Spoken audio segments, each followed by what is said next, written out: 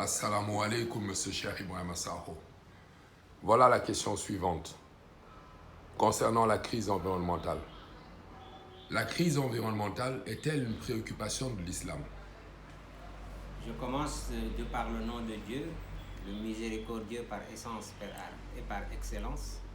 Paix et salutations sur notre bien-aimé prophète Mohammed et sa sainte famille purifiée. Amen. Oui, bonjour monsieur Fall. Bravo pour votre question. C'est une question qui m'intéresse au plus haut point. À savoir, est-ce que c'est une question qui est une préoccupation de l'islam? Ma réponse sera au plus haut point, oui. Mais pas des savants musulmans, malheureusement. Et c'est très étonnant. Puisque ce qu'on appelle la sunna est considéré par la quasi-totalité des musulmans comme étant la deuxième source principale après le Saint-Coran lui-même. Or, la question environnementale, c'est-à-dire le respect de l'environnement, sa protection et le sens du sacré de l'environnement est une sunna de notre prophète Mohammed, paix et salut sur lui et sur sa sainte famille. Je dirais même l'une de ces sunnas les plus importantes. Ceux qui étudient la vie du prophète et sa démarche, sa politique, verront que le prophète a toujours été préoccupé par le respect et la préservation de l'environnement. Lors des batailles défensives que le prophète a menées, il avait toujours ordonné à ses disciples de ne jamais couper un arbre, de ne jamais brûler les arbres, de ne jamais tuer des animaux. D'ailleurs, la ville de Médine, qui s'appelait Yathrib, qui est la ville de notre prophète, était une ville où les animaux vivaient comme dans un parc où ils étaient protégés. Je peux même dire que c'est le premier parc pour animaux, parc national ou parc, comment on peut l'appeler, où on protège les animaux de l'histoire connue de l'humanité. Puisqu'à Médine, ce n'était pas autorisé de tuer des animaux, ni d'abattre des arbres d'ailleurs sans raison.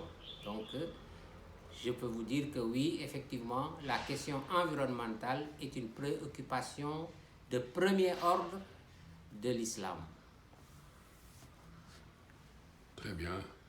Et quel est, à votre avis, les travers que l'on rencontre aujourd'hui dans le monde musulman concernant la protection de l'environnement? Le problème du monde musulman aujourd'hui, c'est que pour eux, la question environnementale est secondaire. Ils ont complètement occulté cette partie importante de la religion, de l'islam, et ils ne se préoccupent des questions environnementales que sous l'impulsion, justement, de la civilisation occidentale qui est à l'origine du problème environnemental. Donc c'est seulement quand les pays occidentaux dominants, envers lesquels ils ont des complexes d'infériorité, parlent de questions environnementales, qu'eux aussi disent « Ah oui, c'est vrai, il y a un problème environnemental ». Mais si eux, ils n'en parlent pas, les musulmans se taisent.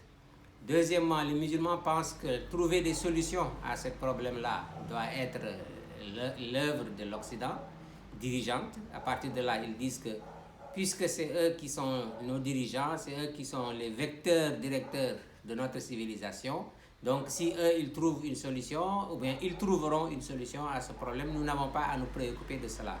Donc nous, tout ce que nous devons faire, c'est tout simplement les suivre dans ce domaine-là, et puis on n'a rien d'autre à faire par rapport à cela, ce qui est extrêmement grave, et en contradiction et en opposition flagrante avec le Saint-Coran et avec la sunna de notre prophète, paix et salut sur lui et sur sa famille. Mais donc, si je comprends bien, comme maintenant les dirigeants musulmans abordent cette question de l'environnement sous le prisme occidental, comment devons-nous faire, nous, à notre niveau, pour réformer déjà cette lecture et avoir une attitude qui soit conforme avec les préceptes de l'islam au niveau individuel? D'abord, ce qu'il faut comprendre, c'est qu'il faut connaître la source.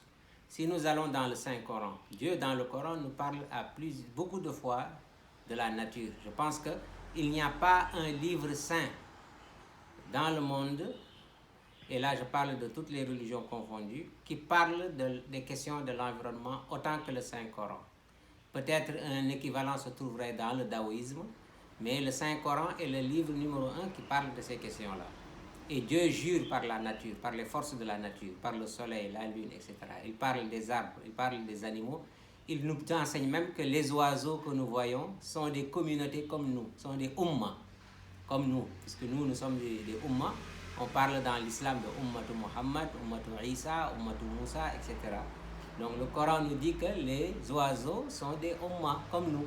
Donc il n'y a pas un livre de référence sacré et saint qui parle de l'environnement tel que le Saint-Coran. Et dans cette source-là, on comprend, Dieu nous dit par exemple que la corruption est apparue sur la terre et sur les mers à cause de ce que les mains des hommes ont accompli.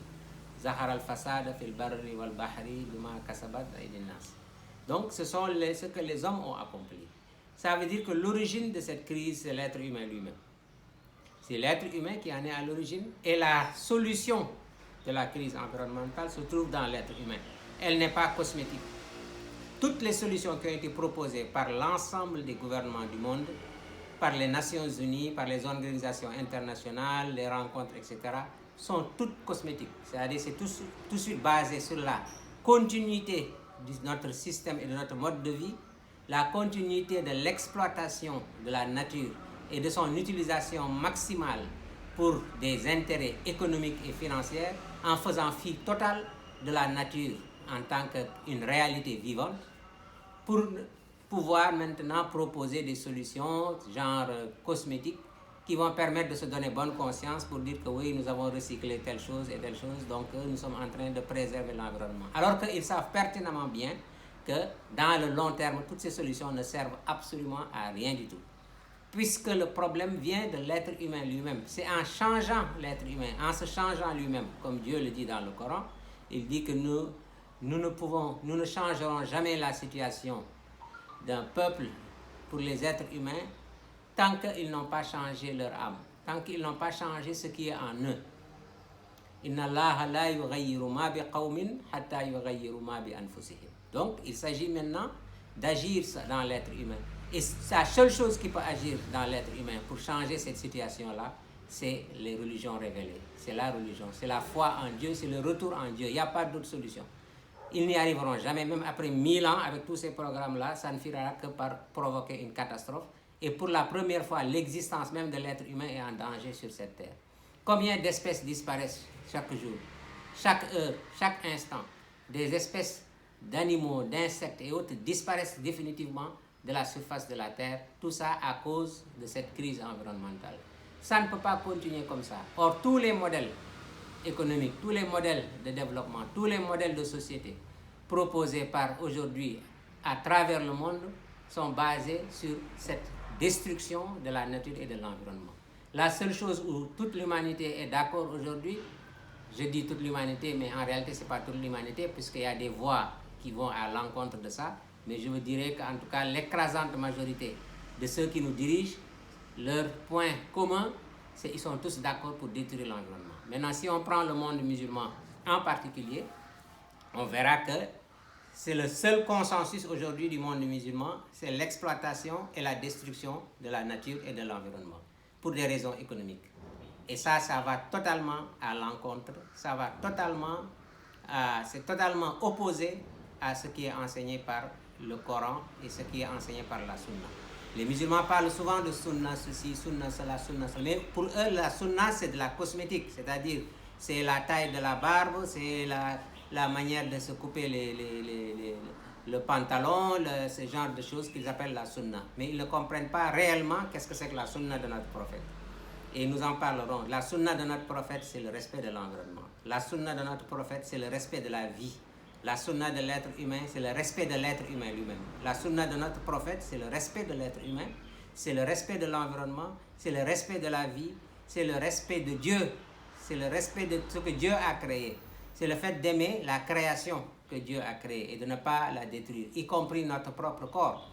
Si nous décidons de faire de notre corps une poubelle, parce que nous disons que nous avons le droit de le faire, nous allons à l'encontre de la sunna de notre prophète, qui est de respecter ce que Dieu nous a confié, qui est notre amana. Parce que Dieu parle dans le Coran en disant qu'il a proposé son amana, c'est-à-dire son dépôt à toute la création, mais c'est l'être humain qui l'a accepté. Mais l'être humain, il est zaluman jahula, c'est-à-dire ignorant et obscurantiste. Ici, par obscurantiste, injuste envers lui-même, injuste envers la création. Donc, c'est cet enseignement-là que nous devons suivre à partir de ce qui est dans le Saint-Coran.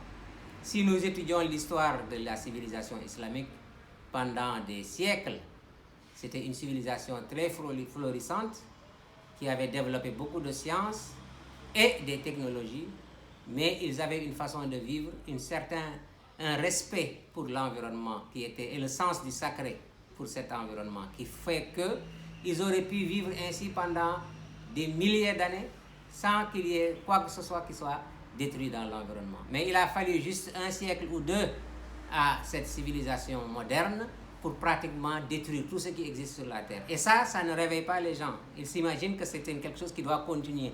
Ils s'imaginent un futur où ces choses-là ne font qu'augmenter. Ils parlent de croissance, ils parlent d'exploitation, ils parlent d'utilisation, etc. Ils parlent même de manipulation génétique, de manipuler le vivant pour en faire ce qu'on veut, etc. Donc, il n'y a pas de limite à ça. C'est comme un cheval débridé qui n'a pas de frein, ou bien un camion qui est de 100 tonnes qui va à une grande vitesse, qui n'a pas de frein et qui va détruire tout sur son passage. Et il n'y a rien qui peut l'arrêter. Puisque c'est le paradigme qui fait ça. Le paradigme du monde moderne, de notre monde actuel, c'est un paradigme de destruction totale et de non-respect de l'environnement, puisque le sens du sacré n'existe pas. Pourquoi tout ça? Parce qu'ils ont oublié Dieu. Et le fait d'avoir oublié Dieu fait que l'être humain s'est oublié lui-même. Et en s'oubliant lui-même, il ne peut plus se réformer, il ne peut plus s'arrêter. Il pense qu'il est un animal économique. Dieu nous dit dans le Coran, وَلَا تَكُونُوا كَالَّذِينَ نَسُوا اللَّهَ فَأَنْسَاهُمْ أَنفُسَهُمْ أُولَٰئِكَ هُمُ الْفَاسِقُونَ. Ne soyez pas comme ceux qui ont oublié Dieu, et Dieu leur a fait s'oublier eux-mêmes. Ceux-là sont les fasiq, c'est les gens qui détruisent l'environnement, c'est les gens qui détruisent la nature, c'est les gens qui détruisent la spiritualité de l'être humain, c'est les gens qui font révolter l'être humain contre Dieu. Et la nature se révolte contre l'être humain en conséquence du fait que l'homme s'est révolté contre Dieu. Mais maintenant, étant donné, comme vous le dites, que ce sujet déjà n'est pas très pris en compte dans la religion musulmane et voire même les autres religions, et que nous sommes dans une crise environnementale avérée, quelle est pour vous la solution de sortie de crise? Ou, je dirais même mieux, est-ce qu'il y a une solution de sortie de crise vu la mondialisation actuelle? Absolument, il y a une solution de sortie de crise. Et cette solution de sortie de crise, c'est le retour au sacré, c'est le retour à Dieu. Je l'ai dit tout à l'heure. Et je ne parle pas seulement dans l'islam, je parle de toutes les religions traditionnelles révélées. Que ce soit l'islam, le judaïsme, le christianisme, l'hindouisme, le bouddhisme, le shintoïsme, le taoïsme, le daoïsme.